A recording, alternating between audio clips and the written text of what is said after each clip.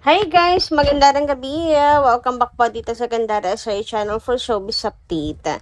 Ang tatalakayin nga natin ngayon at pag-uusapan mga kakimpaw ay patungkol nga po dito sa kasal nila Kim and Paolo. Yes, ando na agad ang isip po ng Kim Paulandias at syempre tungkol dito sa magiging ganap ng Kim Pao sa Disyembre. So, first time nga daw po itong mangyayari mga kakimpaw. Pero bago tayo magsimula, sa mga hindi pa po nakaka-subscribe sa ating channel, pakiclick lang po tayo natin subscribe button at notification bell na riyan sa baba para mag-updated po kayo at ma-notify tuwing may bago tayong chika at balita hinggil sa Kim Pao. Maraming salamat! And ngayon naman dumako po tayo at simulan po ang pagbabasa ng mga komento ng ating pong mga subscribers bilang pasasalamat na walang sawang pagsuporta at pagtutok po sa ating mga balita araw-araw tungkol sa Kim Pao. So, narito nga ang first commenter natin na napili ngayong gabing ito mga ka-KP. Hinggil po ito sa mga previous update kina Kim and Paolo. Wala po kay Miss Rosemary Chana, maganda ring gabi. Dahil kasi yan sa mga bali-balita na nagli-live-in na, kasal na, tapos may pa-blind item pa na parang sila ang tinutukoy.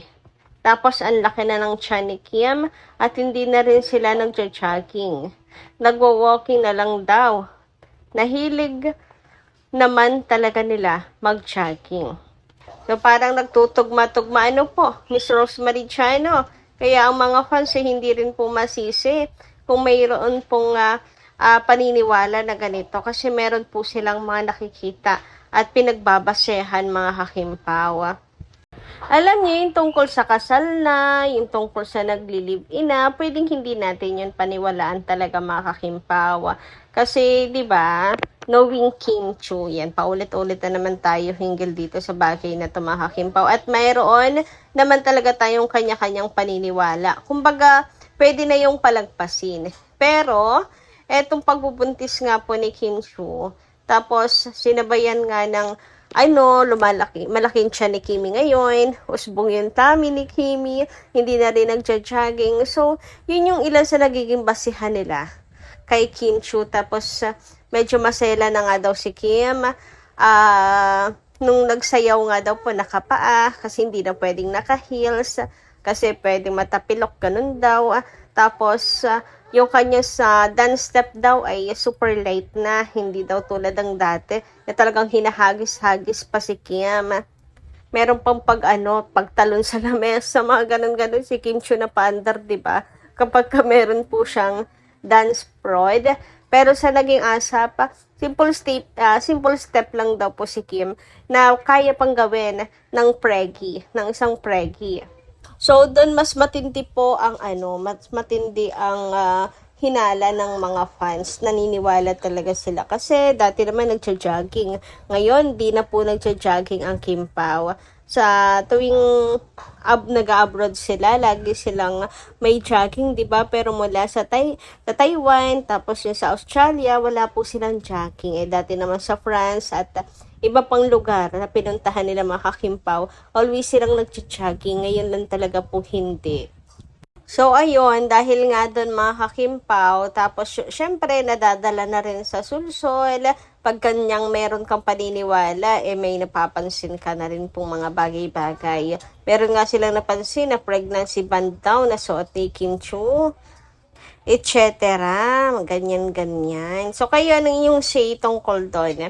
Anyway, dumako naman po tayo sa next comment natin ngayong gabi. Mula po ito kay Miss Lolita Maestrado. Sabi niya, bumoto na po ako kay Ma'am Kim Chu. Nako, thank you so much naman, Miss Lolita Maestrado. And eto nga rin pang ilalakad ko sa inyo ngayong gabing ito at ilalambing mga kakimpaw. Baka naman may extra po kayo dyan. Baka naman po hindi nakakasakit sa inyong bulsa. Baka pwedeng maisama po si Kim Chu sa inyong budget para maipanalo po ang second IMBC Awards for Best Global Star para mauwi po ni Kim Chu ang award na yan, ang tropeyo na yan mga ka-KP. So hanggang 9 na nga lang po ang botohan dito mga kakimpaw.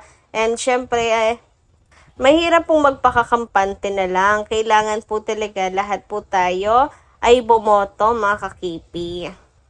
Tayo po ay magtulungan lahat para masigurado po ang pagkapanalo ni Kim. Kasi syempre, global, labanan niya ng global stars, mga kakimpaw, di ba? So, mahirap-hirap din to.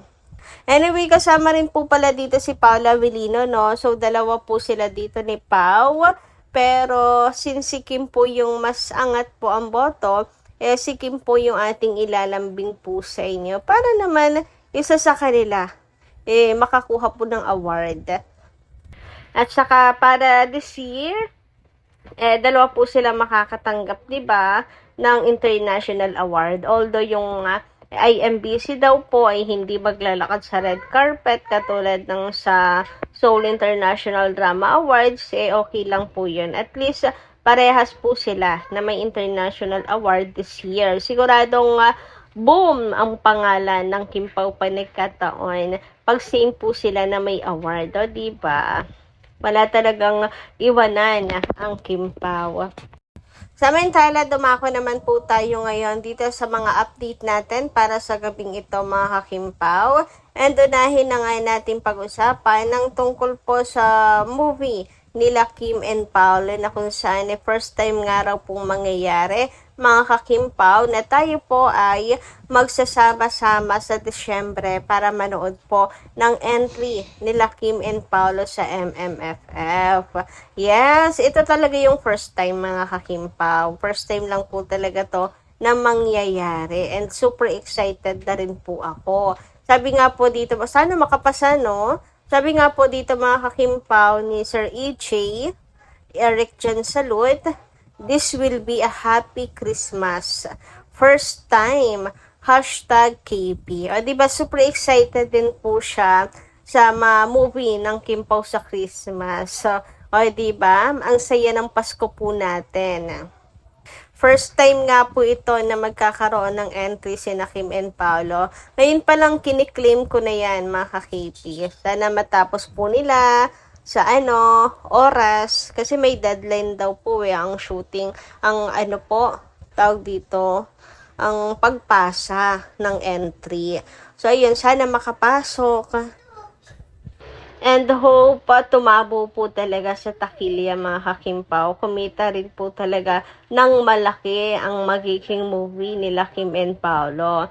Pero mukhang makikipaglaban din naman talaga ang Kim Pao dahil maganda raw po talaga ang genre. Maganda raw po talaga ang movie nila Kim and Paolo. Hahawakan pa po ng isang mahusay na director, mga kakimpaw, o diba?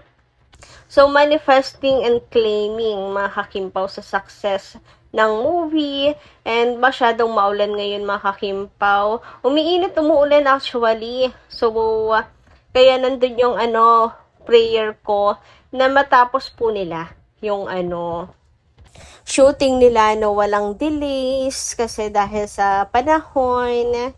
Hirap din ang kalaban panahon, mga kakimpaw. Samantala, dumako naman po tayo ngayon dito nga po sa balita hinggil sa Kim Pao. Kung saan, di ba nga may mga chicken live-in na kinasal na ang Kim Pao sa US.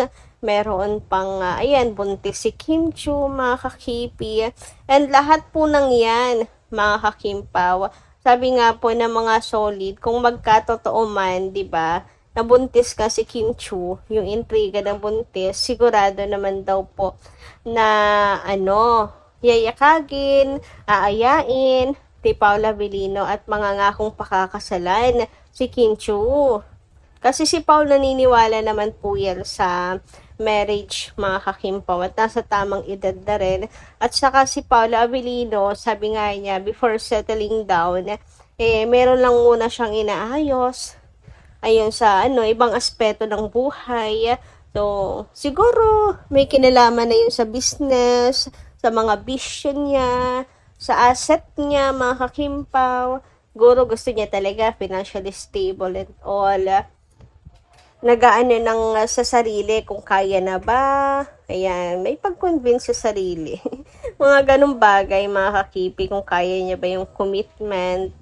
And kung buntis si Kim Chiu, hindi naman nila yun gagawin, mga kakimpaw, kung walang plano, 'di ba? Kasi they always have plan, lalo na po si Kim sa future niya, mga kakimpaw. So, andun yung pangako na pakakasalan daw for sure. And Paula Avellino is man enough naman daw, mga kakipit. Naniniwala sila kay Paula Avellino. And syempre sa faith, naniniwala po sila sa tadhana na ang Kimpaw po ay sa simbahan ang tuloy. So kayo guys, anong inyong say patungkol dito? Pero ako, hanggang sa wala pang kumpirmasyon ng pagbubuntis ni Kim Chiu, ayun, sa patagal kasi ng sa patagal, mga kakimpaw, sa halip na good news na po ito, nakakasira po ng image ni Kibi. So, take kong bibig po muna tayo sa ngayon. So, yun lang po muna ating update. Maraming salamat po sa inyong pakikinigan. Kita-kits po muli sa susunod nating chika.